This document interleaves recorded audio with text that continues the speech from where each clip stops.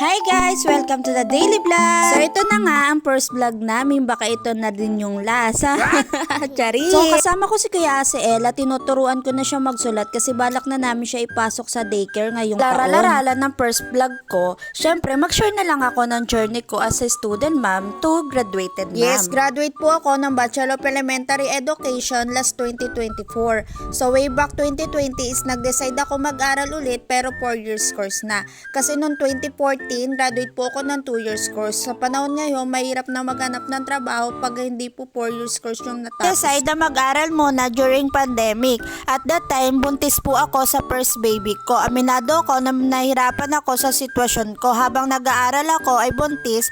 And the same year, 2020, is nanganak po ako ng via cesarean. Lalo po ako nahirapan pero hindi yun naging hadlang para hindi ko tuloy ang aking pangarap. 2021, nakaya ko naman as a student ma'am plus housewife, kumbaga tuloy lang ang pangarap kahit ang daming pagsubok at tumahad lang sa iyong pangarap. 22, nabuntis agad ako sa pangalawa kong anak. Ito yung pangalawang anak ko, Yanon Tariray. Wow. So mas lalong nahirapan ako kasi may toddler ako tas may kasunod agad. Aminado naman ako na nawalan talaga ako ng pag-asa at napabayaan ko talaga yung pag-aaral. Sinampal ako ng realidad na wag kong itigil kung ano yung nasimulan ko at ano ang pangarap ko.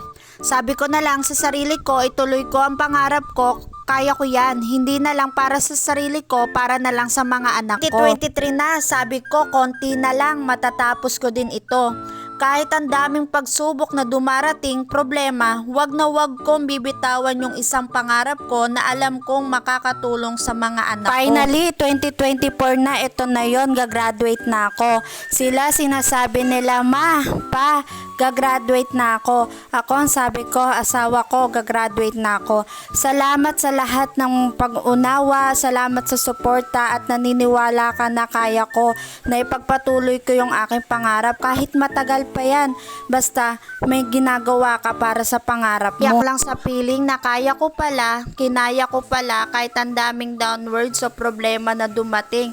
Maraming pagsubok na pwedeng maging hadlang para wag kong ipagpatuloy yung pangarap ko, pero buti na lang naniwala ako na kaya ko, tinuloy ko.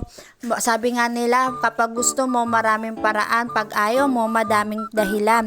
Kaya sa katulad ko na mga mami na gusto ituloy ang pangarap, gunyo lang yan, matagal ang proseso, importante na gagawa mo kung ano yung ba talaga ang iyong pangarap. Laban lang, hindi hadlang ang sariling pamilya upang hindi mo ipagpatuloy kung ano ang pangarap mo, maging bagkus sila ang maging dahilan upang pagpatuloy mo kung ano ba talaga ang iyong pangarap.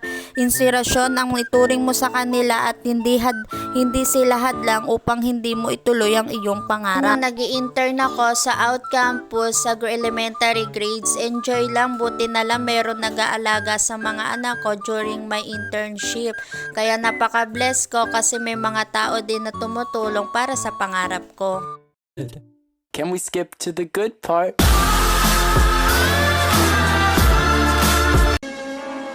Bachelor of Elementary Education. Adaya Kimberly Evangelista.